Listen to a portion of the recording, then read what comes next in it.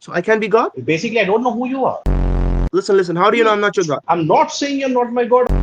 Yeah, so Jesus said he and the Father are one, so that means he's God? Yeah, yes, of course. It says, I have given them the glory that you gave me, that they may be one. It's talking about the Wait a disciples, second. that they may be one as we are one. So as the Father and as the Father and the Son are one, the disciples are also one to them. Why don't you worship Yes. John? So if I die right now in Jesus and rise up again, will I be God? Then also you can be considered as someone who is God, maybe. Ladies and gentlemen, listen to this. Listen to this. What the gentleman is saying. That if I die right now and I wake up Yeah. after 3 days, I can be God. Welcome to no. Christianity. If I die right now and raise up from the dead after 3 days, can I be God? Is there a possibility? That could be a possibility. That's what I'm saying.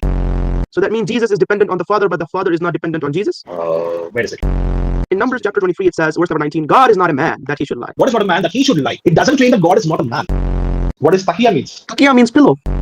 So if someone lies in front of his enemies or deceives them, is he a bad person? Do you not think he's a bad person? Let me just ask you a straightforward question. If I lie in front of you, if you're a Christian, I become a Christian. I become according to your ideology and lie in front of you and bring you to Christianity. Am I a bad person according to you? Yeah. So if someone lies in front of others to bring them to their religion, he's a bad person? Yes, of course. So Paul is a bad person because in 1 Corinthians chapter 9, verse 20 to 22, Paul says, to the Jews, I become like a Jew to win the Jews.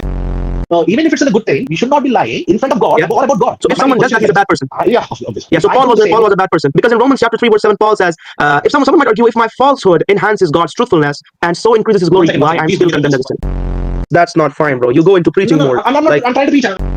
Does God not understand other languages? God doesn't listen to Canaanite people. So you think there is not 100% proof that God exists? There's no such thing as that. That's the thing. James chapter 1 verse 6 to 8 it says, but when you ask, you must believe and not doubt. Such person is double-minded and unstable in all they do. So you're double-minded according to the Bible. Obviously. Yeah, so you are. Yeah, I am. According to Islam, who is the Alpha and Omega? The first and the last is Allah subhanahu wa ta'ala. Omega and the Alpha. So what are you saying is Jesus is Allah? Jesus is Allah, yes or no? Yes, he is Allah. Allah is the God of this world in the Quran. Who is the God of this world in the Bible? Satan? So Jesus is Satan? That's according to your analogy.